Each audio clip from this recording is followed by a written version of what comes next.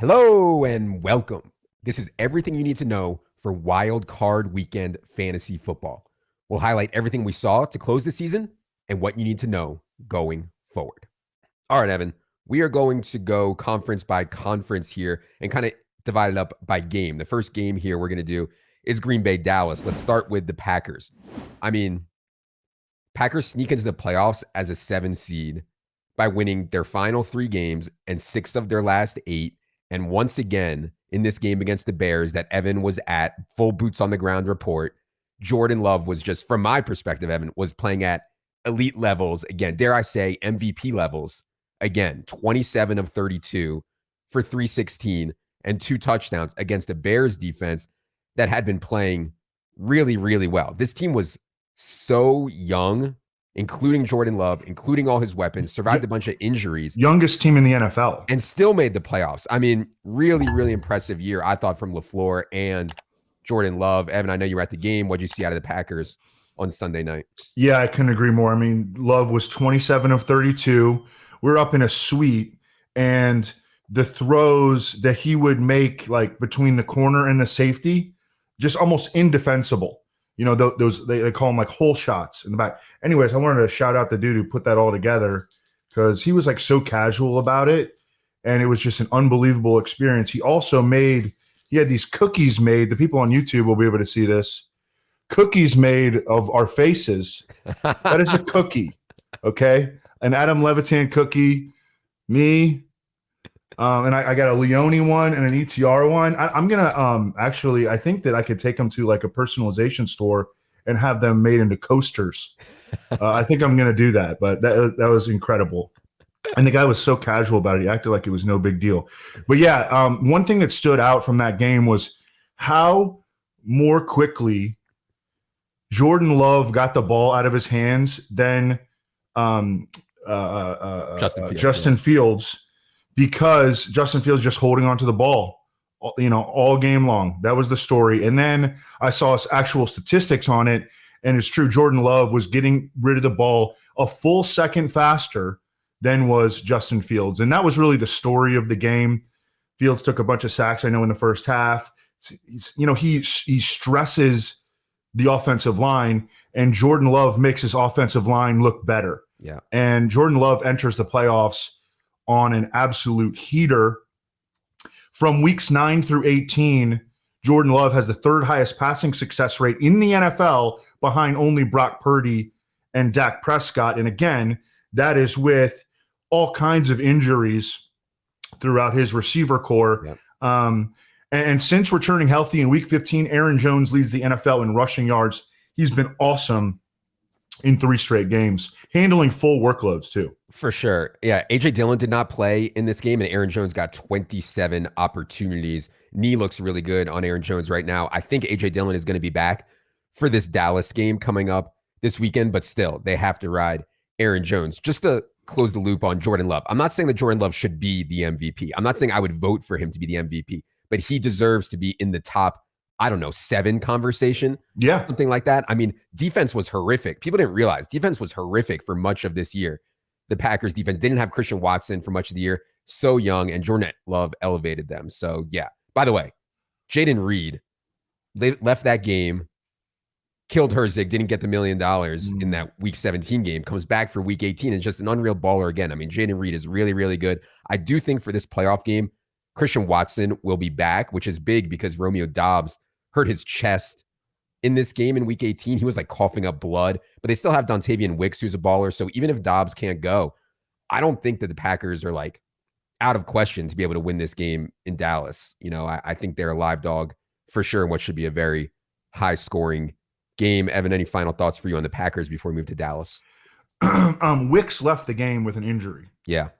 After scoring 2 touchdowns. Do we have any word on that? I don't think it's serious, but we should get word later today. We're recording this Wednesday around 10 a.m. Eastern. Yeah, and Bo Melton was a contributor again. Yep. Dude, this guy's a second-year undrafted free agent.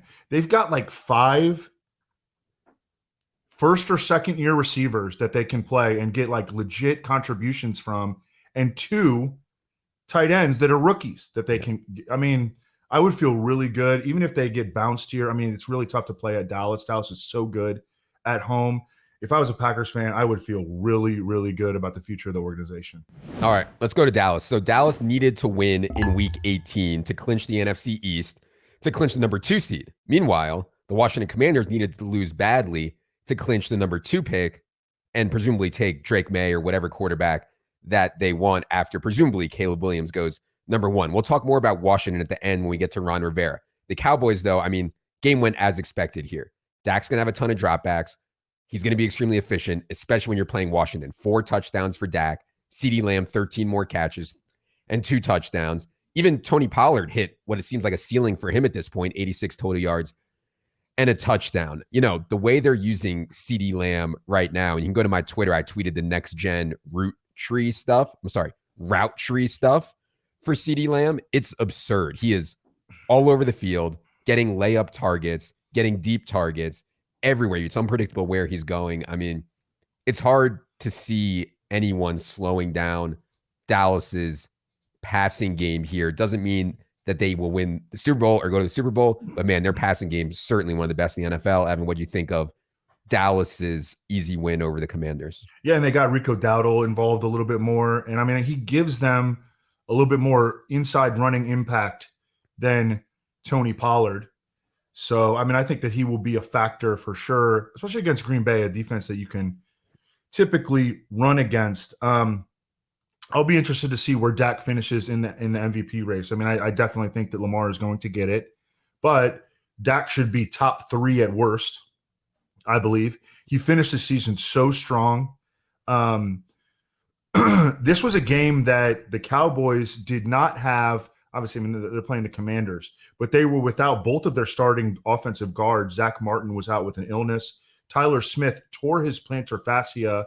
I think that both of those guys are going to be back for the wild card game.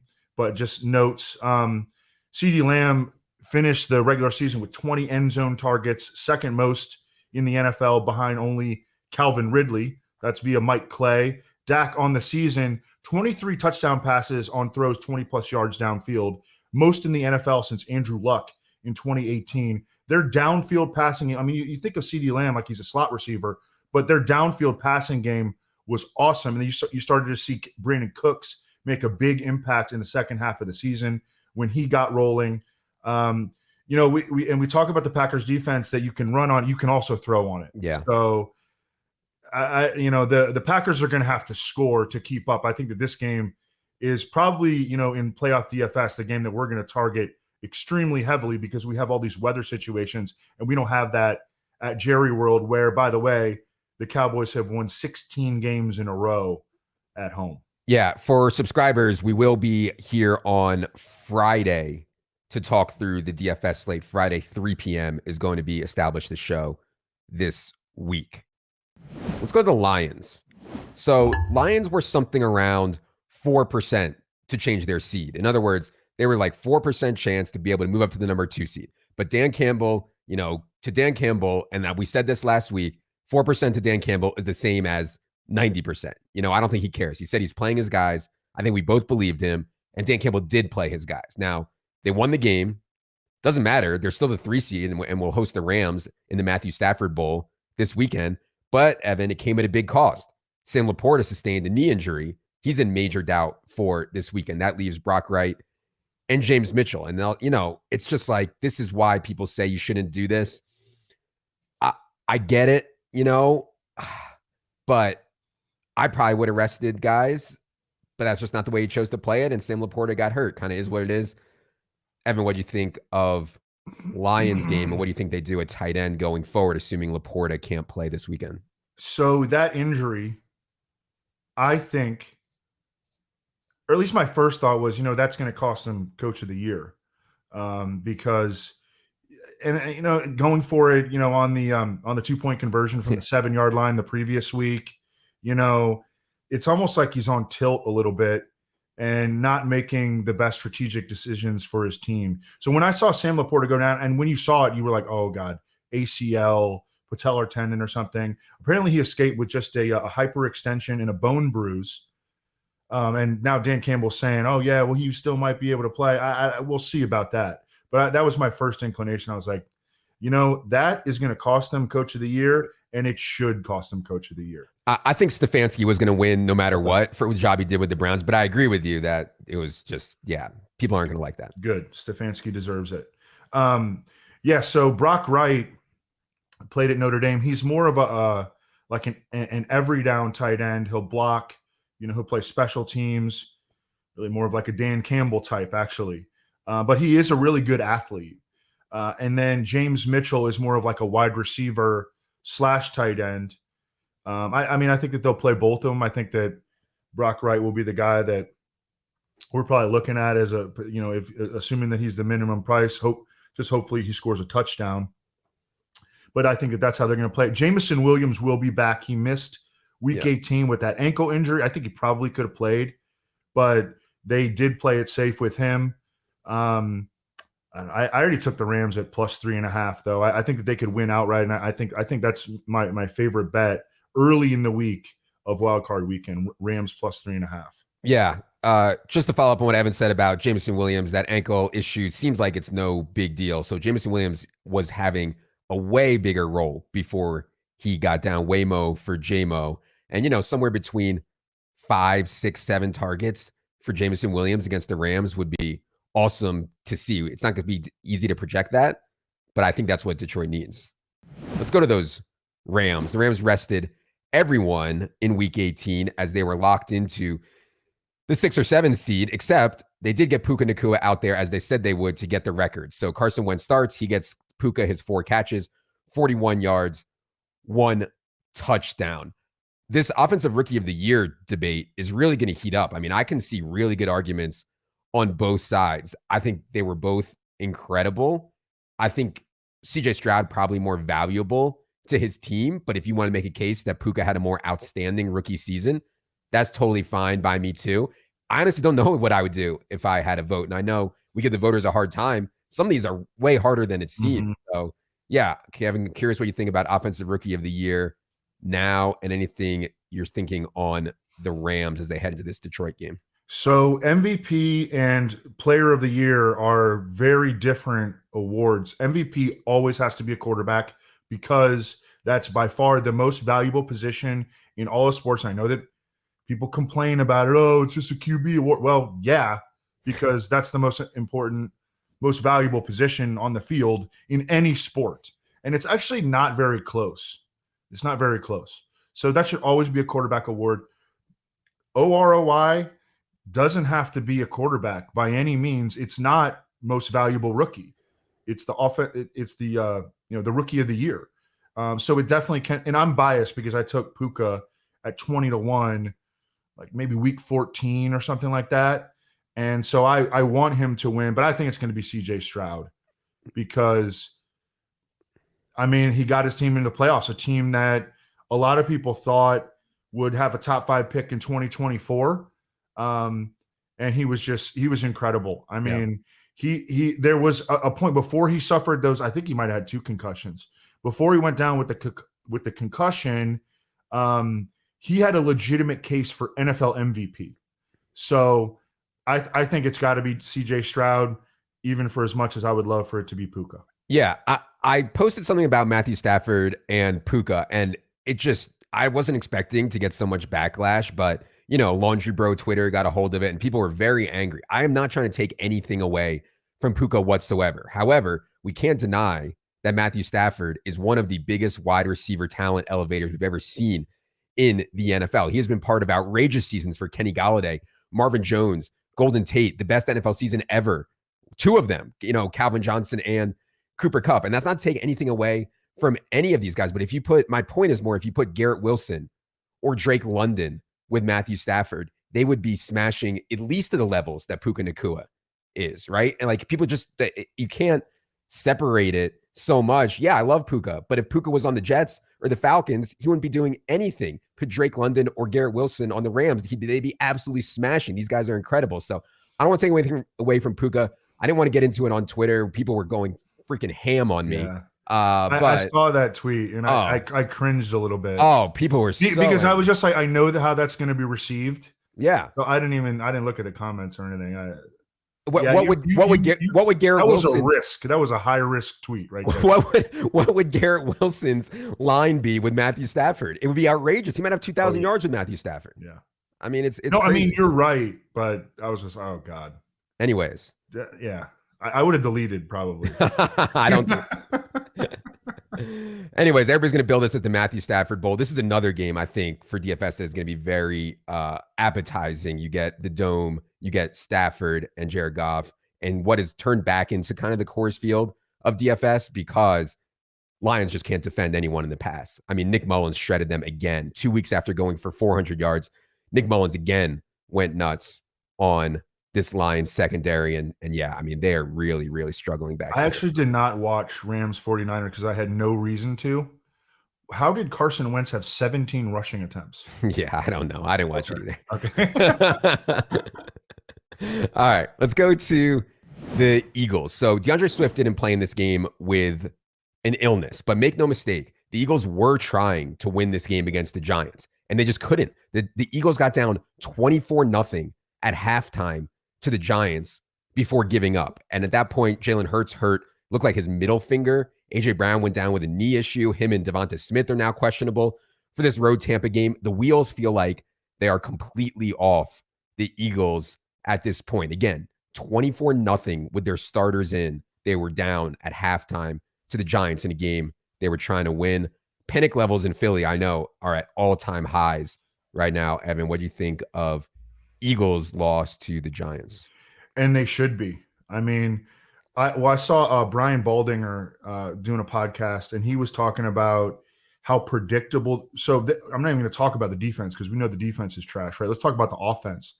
Brian Baldinger was talking about the Eagles offense and how predictable it is. He says he knows guys at the bar in South Philly calling out the plays at the bar. Another point was made by Nate Tice on the Athletic podcast that the Eagles do not have a running back who can pass protect, and teams are really exploiting that. And the Bucs under Todd Bowles, they will blitz you to high heaven. So and they will make the Eagles running back protect. And Jalen Hurts, if you look at his numbers against the blitz this season, awful. And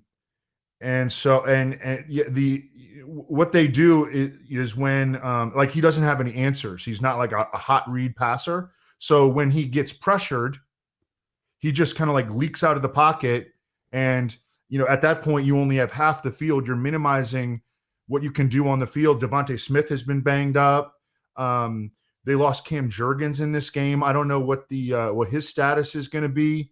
But my first inclination, I think that this is going to be a popular, like people are going to take Bucs money line. I don't know what the spread is yet. Have you looked at the spread? Yeah, it's like Eagles are 2.5 as a road favorite. Yeah. On the other side, like Mike Evans and Chris Godwin, the matchups are so gorgeous for those guys. I still don't feel comfortable betting on Baker Mayfield, but this game could go either way, I think. Yeah, well, we'll see on A.J. Brown and Devonta Smith. I kind of think that both are going to be able to play, but they may not be 100%. And, when you're out there with Zacchaeus and Julio Jones and Quez Watkins, it's tough, man. It's tough for sure on Jalen Hurts. I did want to note that Kenny Gainwell got to start here. And like everybody always wants to see Kenny Gainwell in a feature role. I thought he looked pretty good. 7 carries, 62 yards. But yeah, he wasn't able to play the full game because Dallas was crushing the Commanders. And the Eagles were getting crushed. So, yeah. Yeah. That injury for Jalen Hurts, I would not take that lightly. Yeah. Did you see his finger? Yeah. Looked like a dislocated middle finger on his throwing hand looked like. Yeah. I wouldn't take that lightly. That looked really, really bad. Yeah. Yeah. All right. The Bucs. So crazy ending in the NFC South. Bucs held the tiebreaker over the Saints. So they just had to beat the Panthers. The Bucs did, and they win the division, make the playoffs as the 4 seed. And you'd think playing the Panthers, they would be able to roll over them, and they weren't. Now, remember, in week 17, the Bucs scored 0 points through 3 quarters against the Saints. And then in week 18, the Bucs scored 0 touchdowns and a must-win. They beat the Panthers 9-0 on 3 field goals. So an offense that wasn't like spectacular, but was good for much of the year has like fallen completely on its face the last 2 weeks. I'm curious what you think is going on there, Evan, and anything else you saw on the Bucs beating the Panthers to get into the playoffs. I noticed that Rachaad White left for a minute, but then I think he came back. Yeah. Wound up with, his usual workload, 23 touches, did not score a touchdown. So I don't know. I mean, I don't think there are any big takeaways. I think that any offense that is going to be led by Baker Mayfield is going to have ups and downs. And now they get an opportunity to go back up against Philadelphia. Do you know, I know there are major weather concerns, and we'll hit on that on Friday, obviously, but do you know, are there any weather concerns for Tampa Bay that you're aware of? No, I don't think so. Okay. Yeah, the Eagles lost 2 safeties last week too, although, they were pulling guys. Yeah. So who really knows the extent? We're just going to have to follow the injury report. Yeah. But on paper, I mean, this is looking like a pop-up game for the Bucs passing offense, because that's what you do against the Eagles. Yeah, weather on Sunday in Tampa, 69 and sunny down there in Florida for that game. The Chris Godwin stuff, man. I don't know if you're following this, Evan. So Chris Godwin was having a miserable year, like not involved, not playing well, not a first read. Chris Godwin's wife went on Instagram on December 7th and kind of teed off a bit on the coaches for some of their comments around Chris Godwin. Before this Instagram post, Chris Godwin's target share was 20%. Since that December 7 Instagram post, Chris Godwin has seen 28.6% of the targets, which is actually pretty elite. Now, it's crazy, man, but Chris Godwin has been taking a lot from Mike Evans lately. And like going into this game, we have to at least consider that Chris Godwin's wife has infiltrated the game plan. I mean, 28% of the targets for Chris Godwin. That's all I'm saying. Yeah, well, I'll tell you what. Mike Evans, in one of his few career playoff games, future Hall of Famer, and potentially his last game as a Buccaneer, facing the worst pass defense in football on Monday Night Football, and then think about that again. I mean, this is like, Mike Evans has like 300-yard games in his range of potential outcomes. Is Mike Evans' wife talking to the coaches or... All right, let's go to San Francisco. So San Francisco rested everyone except for Eli Mitchell, which was weird because Eli Mitchell has such a long injury history. And I do think they prefer Eli Mitchell as the backup to Christian McCaffrey. So I thought it was weird that they let Eli Mitchell play so much in that game. Anyways, doesn't matter. Bye week now. Their likeliest opponent, 49ers, is the winner of Tampa Bay and Philly. That assumes that Dallas wins their game over the Packers. And 49ers, when they come out of their bye, are going to come in here pretty healthy. I mean, Christian McCaffrey said he could have played this week if needed. Now he gets another week off. Debo, Purdy, Ayuk, Kittle are all healthy here. Evan, any thoughts for you on San Francisco as they go into their well-earned bye week?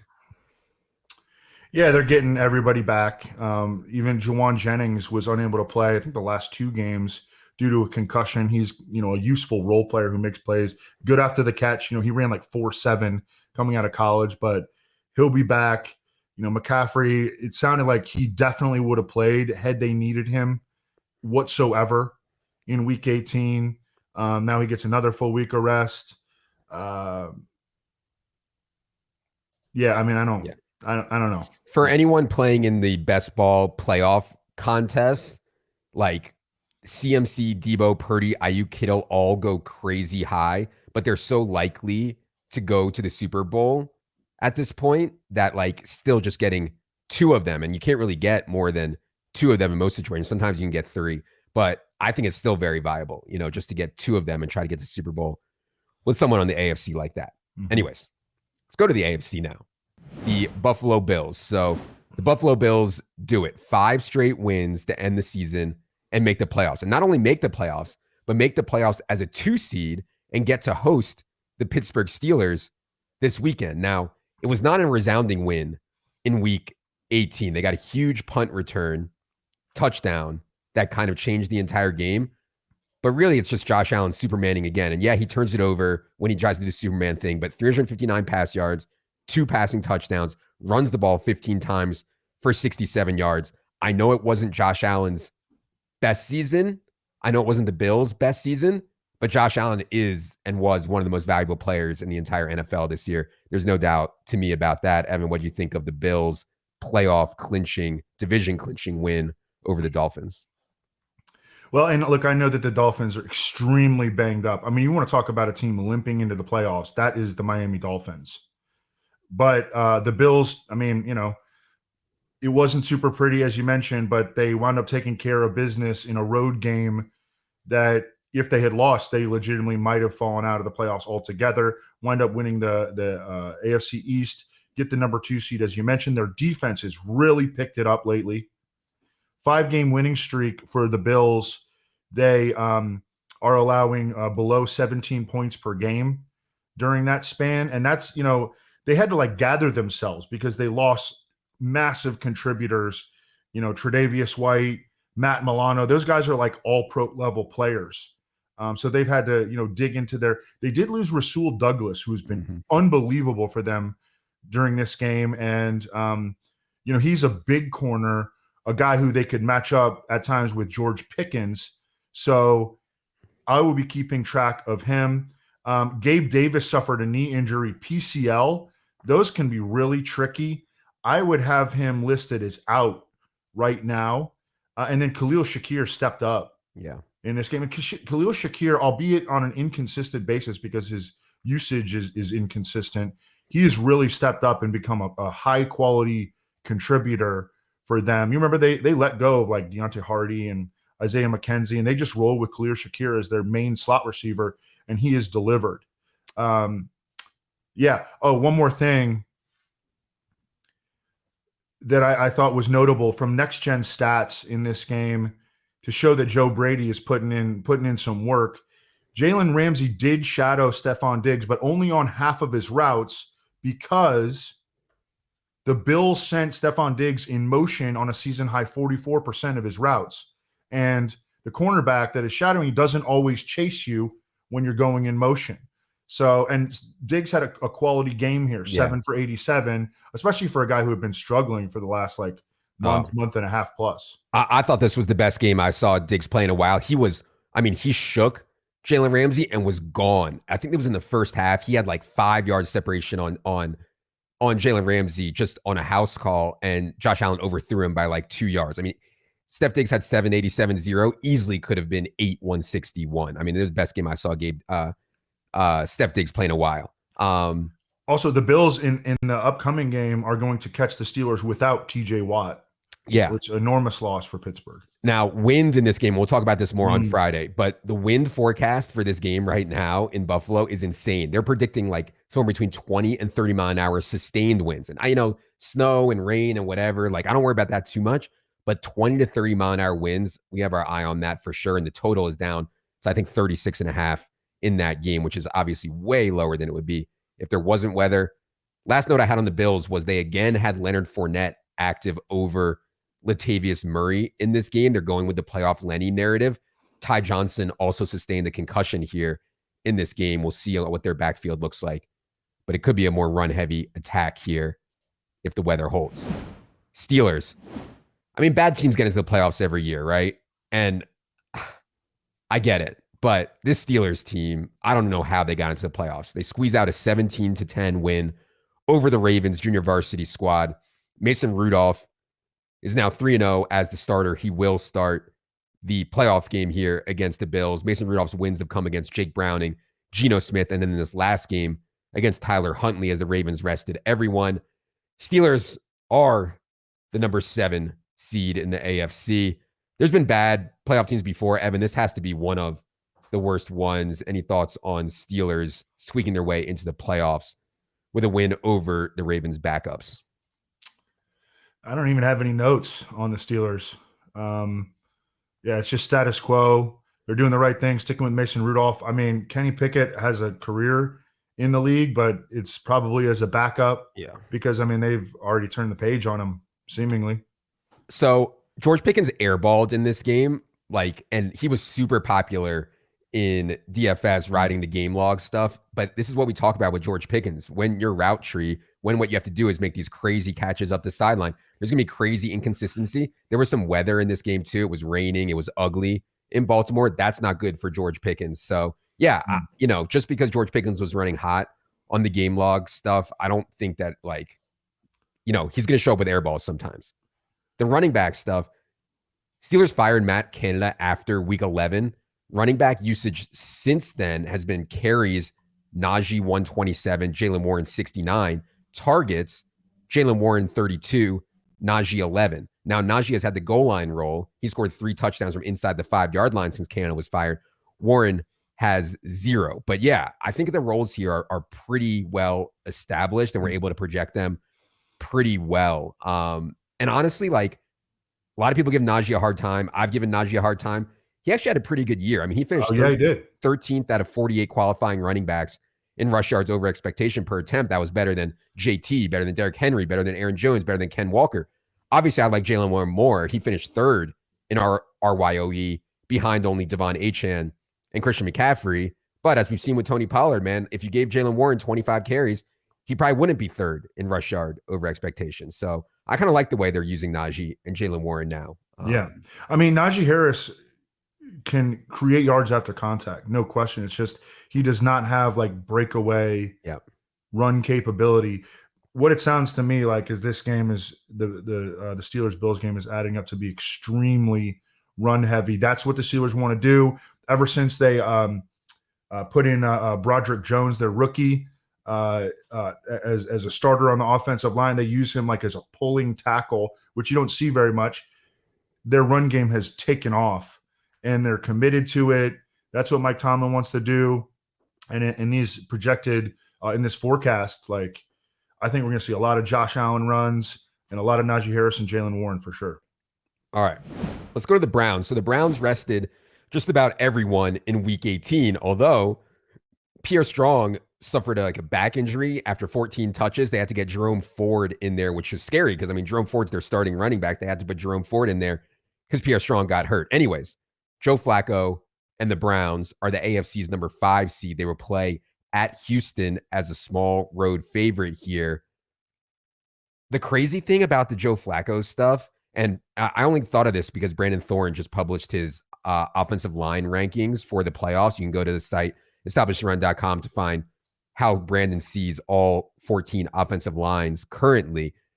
But their injuries, they used to have a really good offensive line. Their offensive line has been bad, and Joe Flacco has still been slinging it at such an efficient rate on volume. So it's just crazy, all this Joe Flacco stuff. Evan, any thoughts on Browns as we get set for them to play the Texans this weekend?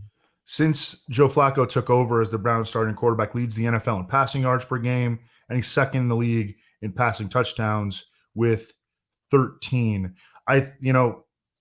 You mentioned that their offensive line has been crippled by injuries. One of the things that Joe Flacco has always done well is stand there, willing to take hits, and have be really firm in the pocket.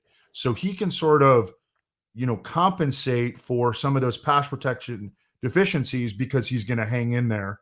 I don't know. This is a really interesting matchup. Cleveland against Houston. It will be indoors, of course, and in a week with a lot of weather concerns. This should be a popular one too in playoff DFS. One note, Elijah Moore, shockingly to me, oh my God, Elijah Moore, who suffered one of the scariest concussions that you'll see in week 17, just 10 days later, gets cleared and plays 6 snaps here in this meaningless week 18 game. I don't get it, but we're going to project Elijah Moore in for his normal role in the playoffs. I read something like the concussion doctor, who was played by Will Smith in the movie, was saying that Elijah Moore should retire. Yeah. Although that concussion doctor, with what he knows, he probably thinks that all players should retire. Yeah. Browns are going to face the Texans. So this was a Saturday night game in Indy, a huge game. Texans scrap it out and win to guarantee themselves a playoff berth. And then when Jacksonville lost on Sunday, the Texans and CJ Stroud were crowned the AFC South champions. So they're the 4 seed. They will host the Browns. Just another wildly impressive CJ Stroud game. No Tank Dell, no Noah Brown. Still 20 of 26 for 264 yards and 2 touchdowns as Nico Collins goes absolutely nuts. And that's what's so hard for me about the Offensive Rookie of the Year vote. CJ Stroud, man, this team might win 4 games without him. I mean, maybe. Yeah. So anyways, Evan, what do you think of Texans win in Indy on Saturday night? Yeah, they were so down bad when Stroud was out that they didn't even play their backup quarterback. They just skipped right to the number 3, Case Keenum. You know, they didn't play Davis Mills. This is via NFL research. Only 3 quarterbacks in NFL history have led the league in both passing yards per game and touchdown to interception ratio in the same season.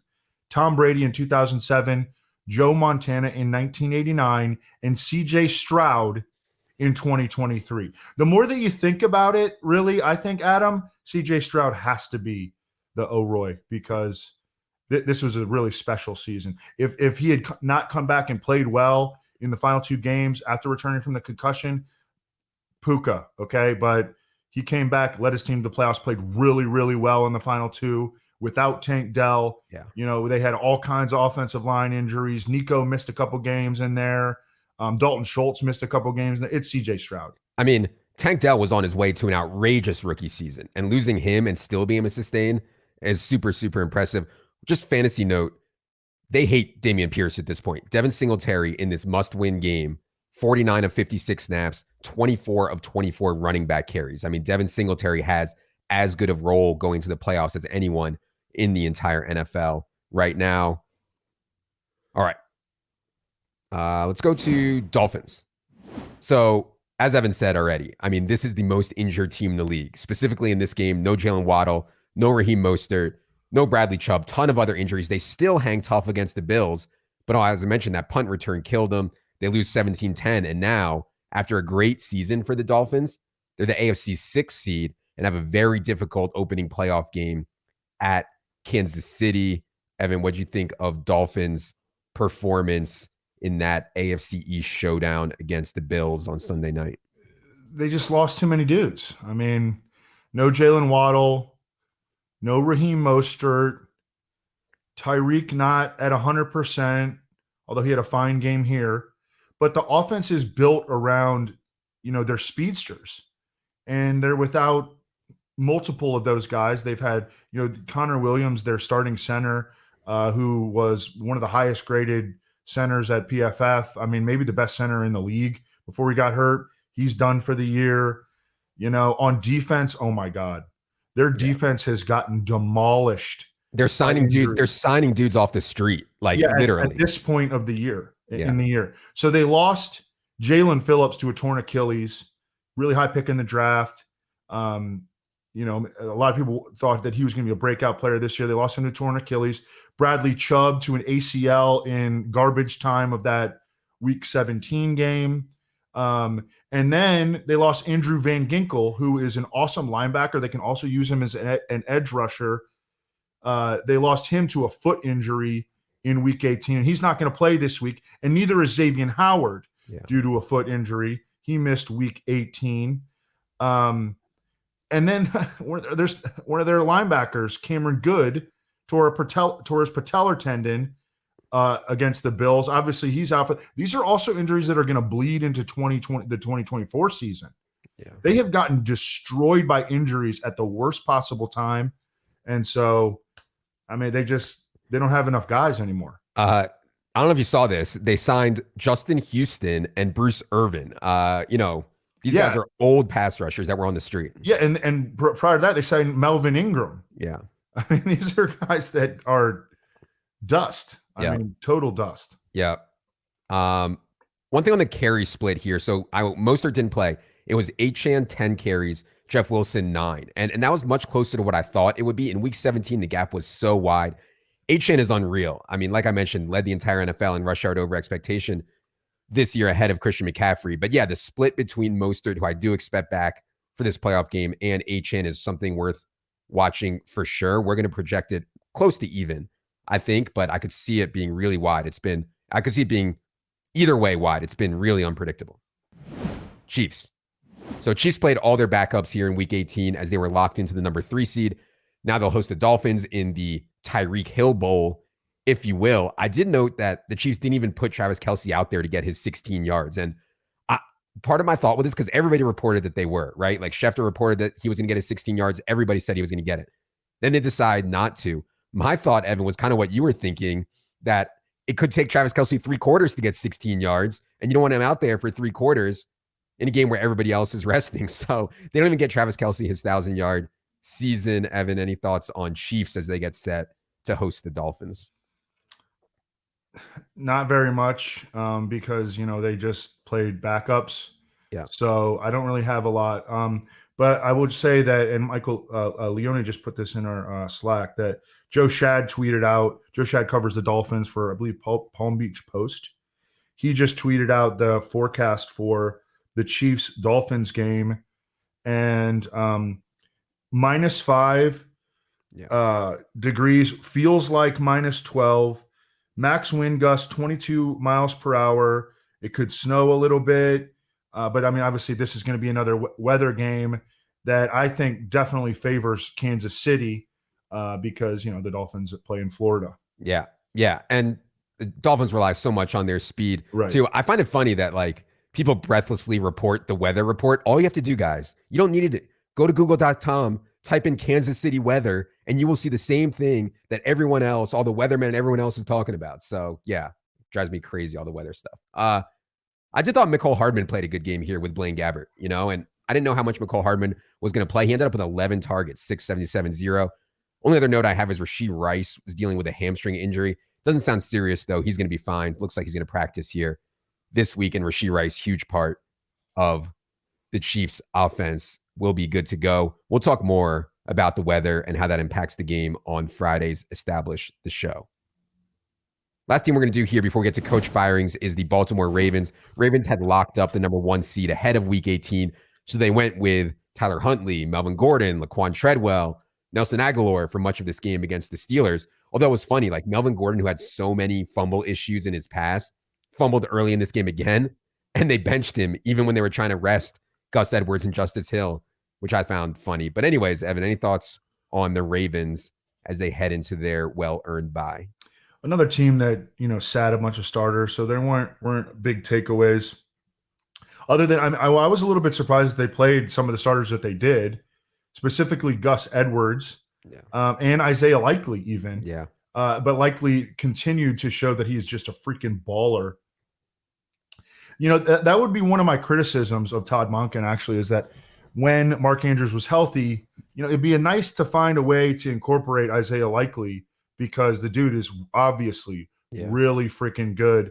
Do we one thing I'll be keeping my eye on is, does Mark Andrews have a chance to come back? Because yes. Yeah, he does. I don't know about, well, I mean, they're off this week, but I wonder if he could come back in the divisional round. That would be massive for them. Yeah, so Mark Andrews suffered a really bad high ankle sprain to the point he actually needed surgery on his fractured leg up above his ankle.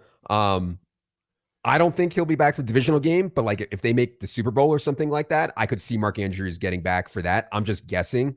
But yeah, we'll see on that. The other thing with the bye week, I thought Zay Flowers was a little bit banged up with like foot and calf issues. Odell was always a little bit banged up. So getting those guys the week off here, I think will be big, and they'll be ready to rock. Most likely round 2 opponent for the Ravens is the winner of the Browns-Texans game,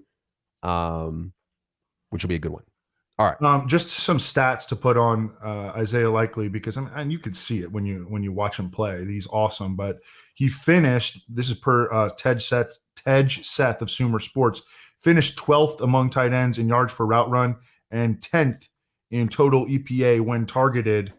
I mean, just absolutely a starting caliber player. Yep. Love Mr. Likely. All right. Let's talk about coach firings. And we will have a podcast after the Super Bowl when everything settles down on the fallout from all the coach changes. But just to hit quickly on the coach firings that happened since the season ended, Arthur Smith was mercifully fired by the Falcons. I don't know what they're going to do. There are already rumors swirling around Bill Belichick going to the Falcons.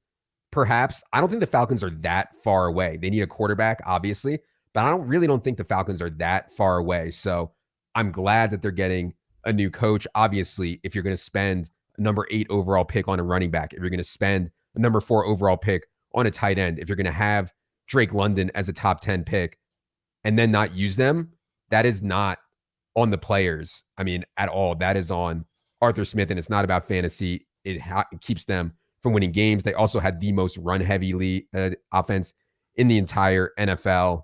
So I think everybody was hoping and expecting that Arthur Smith would get canned. Evan, any reaction to Falcons' decision? Not surprised. I think it became apparent, especially late in the season, that Arthur Blank was getting fed up with Arthur Smith and all the negative, just the negative energy. Yeah. The press conferences, getting snippy with reporters, almost like saying, giving people the middle finger with his usage of Bijan Robinson. Although, he did have some awesome receiving games. Yeah.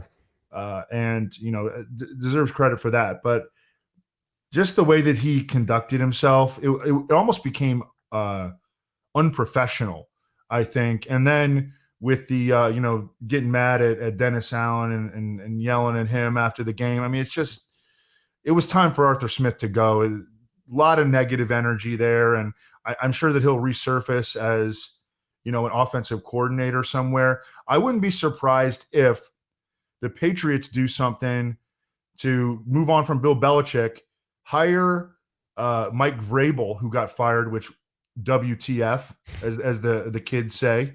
And then Arthur Smith becomes the offensive coordinator in New England under Mike Vrabel. Yeah. I just wanted to make a note about Arthur Smith getting pissed at Dennis Allen. I thought it was whiny at first, and then I kind of saw what the Saints did, and I understand why he's pissed. They were in victory formation, and it's kind of dangerous to try to fake the opponent out like you're in victory formation and then run a play and go score. So I understand why he was pissed. It wasn't as whiny as I thought that it would be, but I'm not trying to defend Arthur Smith in any way. Obviously, total clown.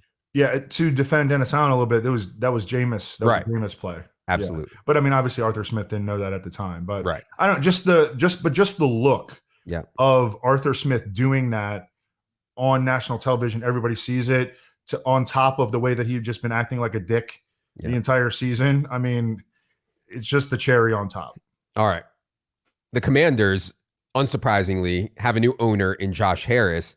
He makes the move to fire Ron Rivera. And as soon as Josh Harris took over the Commanders, I was like, man, this is going to work out well. Josh Harris, I know from owning the Sixers, and he will not spare expense to bring in very smart analytical people. He has already brought in Bob Myers and Rick Spielman. Bob Myers, of course, had a huge role in building the world champion Golden State Warriors. Now you have Josh Harris. You have something insane like $80 million in cap space. You have earned, by being so terrible, the number 2 overall pick in a class which you're going to get a very good quarterback. You traded those edge rushers for picks. I mean, this is an awesome job that Ron Rivera is vacating. To me, maybe the most appealing job that's open right now. Evan, what do you think of Commanders moving on from Ron Rivera? I mean, obviously we knew that was going to happen, but I don't know. I've just been interesting to watch the process because they've been extremely transparent about everything that they're doing. And it's a little different. And I like stuff that's different. So I don't know. I think I agree with everything that you said. I think that I would feel, you need a quarterback, you need a coach, et cetera, et cetera. But I would feel relatively optimistic if I were a Commanders fan. Can we get a cooler name? The Commies. Okay. I'll go with that. Yeah. And, they're just setting themselves up because in this draft class, and I don't know if you've looked at the quarterbacks at all, Evan, and I haven't, but everybody seems to think that Caleb Williams, Drake May, Jaden Daniels are very, very good prospects. And so if that's true, Commanders are set up really, really well. I did want to note that there already is a rumor, and congrats to Michigan and Schefter and all the Michigan fans out there for winning the national championship. There's already a rumor that the Commanders are going to make a run at Jim Harbaugh, with part of the sell being you'll only be an hour from your brother. Obviously, John Harbaugh coaches in Baltimore. So, yeah, that's one rumor that's already out there. Speaking of Schefter, he just reported that the Bears are bringing back Matt Eberflus, which had been previously reported, but they fired offensive coordinator Luke Getsy, which I actually think, and people are going to be like, oh, what are they doing? I actually think it makes sense. The way that the Bears defense played down the stretch, and that's Matt Eberflus' baby, the defense. I think that makes sense. it was so the Luke Getsy's usage of Justin Fields was so on and off. And I don't think that they're going to bring back Justin Fields after what happened in the final game. Right. We talked about that. I think that final game is going to end up having a lot of impact on what they do with Justin Fields. And I think at this point they're going to trade him and use the number 1 overall pick on whatever quarterback they deem to be the best prospect. Yeah, and I think that's the right move. We'll talk about that more in the offseason. Last coach firing is the one Evan already alluded to. A bit of a surprise here. Mike Vrabel fired by the Titans. I thought, they've had back-to-back losing seasons, but talent has been a major issue during that point. And man, I thought Vrabel was always getting more out of his team than the talent that they had in his tenure with the Titans. So this one was a little bit of a surprise here. Evan, what do you think of Titans' decision to move on from Mike Vrabel? Well, it's stunning at first because Mike Vrabel is an awesome coach. He's actually a coach that unites the football guys and the nerds, because the football guys and the nerds both like Mike Vrabel. But as you think about it a little bit more, like, they are going in a different direction, and they were gonna, fire the rest of the coaching staff anyway. Mike Vrabel has not been able to find a competent offensive coordinator since losing Arthur Smith, and they're going to go in a different direction under Rand Carthon. They're somewhat new GM. So, and they have like relatively new ownership as well. So, look, they lost one of the best coaches in the NFL. Yeah. And that sucks. But I mean, I do kind of get it from an organizational forward-thinking standpoint. I get it. It's just hard to find good coaches to be your head coach, and it's hard to find awesome coaches. And now, like, the rumor is that they're going to get Bobby Slowick, who I know you've talked a lot about, Evan, who didn't. Well, some people say he didn't do that great of a job. It's all CJ Stroud. I think he did a pretty good job. I think he did a really good job. Where people have problems with Bobby Slowick is that he runs the ball too much on first down. That's something that you can fix, though. Sure. And he's a PFF guy. Like, he's going to go back and re-examine. Oh, I can't wait till we have a PFF guy as an NFL head coach. That's going to be awesome. But, yeah, I mean, he can go back and re-examine the mistakes that he made. I mean, he can learn from that. This is his first year as, an NFL play caller. Yeah. All right. So we'll see if they do go with Bobby Slowick. But, yeah, we'll be on top of the coach firings. We will continue with this team-by-team pod for the remainder of the season up into the Super Bowl. If you are done with your season-long league. If you're done with best ball, you're done with everything else, and you want to try DFS for the playoffs, you can get weekly or monthly subscription options available for all our projections and content around DFS at establishtheRun.com. For Evan, for producer Luke, for producer Ryan, enjoy Wildcard Weekend.